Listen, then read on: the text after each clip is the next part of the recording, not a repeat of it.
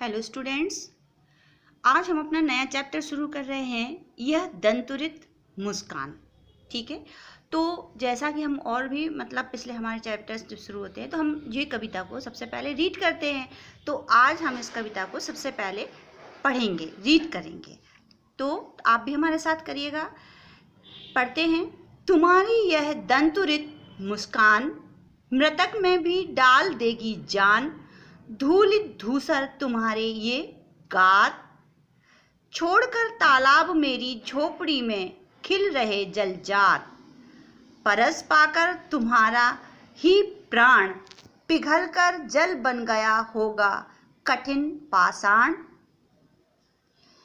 छू गया तुमसे कि झरने लग पड़े शेफालिका के फूल, वांस था कि बबूल। बास था कि बबूल, ये हमारा जो कविता का पार्ट फर्स्ट पूरा कंप्लीट होता है। ठीक है, अब इसी का एक्सप्लेनेशन हम अपने इस वीडियो में देंगे। हेलो स्टूडेंट्स, अब हमने अभी जो दंतुरित मुस्कान का पार्ट 1 रीड किया था, वही अब इसका यहाँ पे हम उसको एक्सप्लेन करने वाले हैं। ध्यान से सुनिए। सबसे पहले ये कविता जो आप आज पढ़ रहे हैं वो नागार्जुन द्वारा लिखी गई है। और सबसे बड़ी बात इसमें तुम्हें क्या देखने को मिलेगा कि एक बच्चे की निश्चल निष्कपट मुस्कान नागार्जुन ने इस कविता के माध्यम से उतारी है। और ये कविता है वो वात्सल्य भाव से ओतप्रोत है। इसी मुस्कान को, जो कि निश्चल निष्कपट मुस्कान है, उसको एक्सप्लेन किया गया है, क्योंकि ये बहुत महत्वपूर्ण है। निष्कपट, क्योंकि बच्चों के मन में कोई स्वार्थ नहीं होता है, कोई ऐसी भावना नहीं होती है, इसलिए इनकी मुस्कान बड़ी निश्चल निष्कपट और निस्वार्थ होती है, इसलिए लेखक यहाँ पे एक्सप्लेन करता है। अब हम इसको एक बार हम पढ़ते जाएंगे, ओवरव्यू कर फिर से ओवरव्यू करेंगे तो उसको एक्सप्लेन करते जाएंगे। तुम्हारी यह दंतुरित मुस्कान मृतक में भी डाल देगी जान, धूल धूसर तुम्हारी ये गात, छोड़कर तालाब मेरी झोपड़ी में खिल रहे जलजात, परस पाकर तुम्हारा ही प्राण पिघल कर जल बन गया होगा कठिन पाषाण। लेखक कभी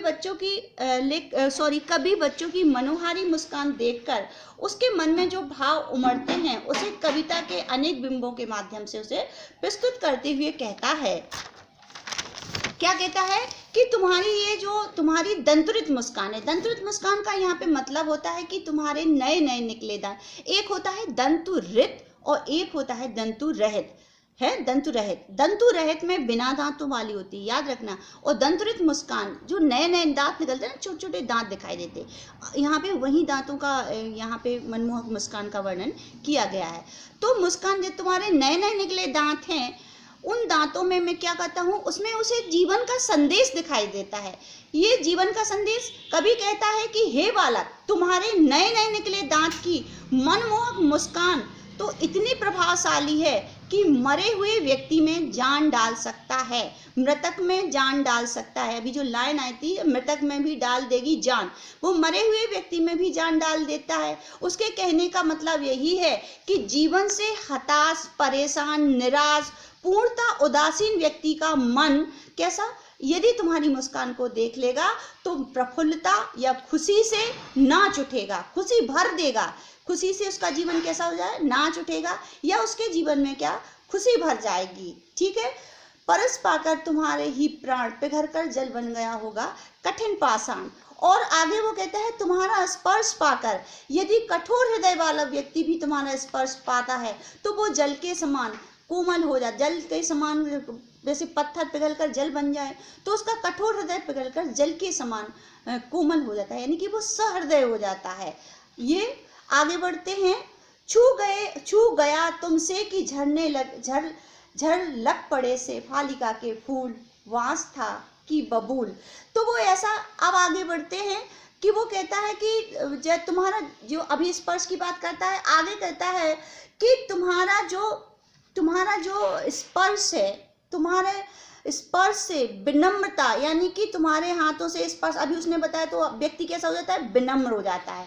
अब आगे बढ़ता है तो वो कहता है तुम्हारा स्पर्श इतना कोमल है, अब ध्यान से सुनिएगा, तुम्हारा स्पर्श इतना कोमल है कि कांटेदार पेड़, जो कि यहाँ पे बांस और बबूल के नाम से कवि बताना चाहता है, इन दोनों बांस और बबूल कांटेदार वृक्षों के रूप में, और कांटेदार वृक्ष का मतलब है कठोर हृदय वाले व्यक्ति के रूप में यहाँ पे आया है, तो भी शेफालिका के फूल झड़ने लगते हैं। यानी कि एक शेफालिका एक तरीके का एक जो पौधा होता है वो उससे मतलब कठोर व्यक्तियों के हृदय में प्रसन्नता के सुमन खिल उठते हैं। तुम्हारा स्पर्श पाकर, तुम्हें देखकर, तुम्हें छूकर, इन सब चीज़ों से उसका हृदय कैसा होता है, परिवर्तन हो जाता है। अर्थात तुम्हारा स्पर्श पाकर दुष्ट हृदय वाला व्यक्ति भी सहृदय बन जाता है। यानी कि यहाँ पे मैं बता रही थी ना कि जो बांस और बबूल जैसी चीज़ों को उन्होंने बोला है, वो बांस बबूल कठोर हृदय वालों के लिए आया है, और वो यदि इस बच्चे का इस निश्चल, निष्कपट, निस्वार्थ मुस्कान का उस छोटे से बच्चे का स्पर्श भी पा लेता है तो वो सहृदय बन जाता है। ठीक है, तो ये था हमारा एक्सप्लेनेशन जो कि अभी हम पढ़ा रहे थे, आपको एक्सप्लेन कर रहे थे दंतुरित मुस्कान का रीडिंग और एक्सप्लेनेशन पार्ट 1 यहीं पे हमारा पूरा कंप्लीट होता है, समाप्त होता है, इसका एक्सप्लेनेशन पूरा होता है। ठीक है, हमारा जो नेक्स्ट वीडियो आएगा उसमें हमारे इसी चैप्टर का पार्ट 2 वाला पार्ट रीडिंग और एक्सप्लेनेशन किया जाएगा। तब तक बेटा टेक केयर, बाय बेटा।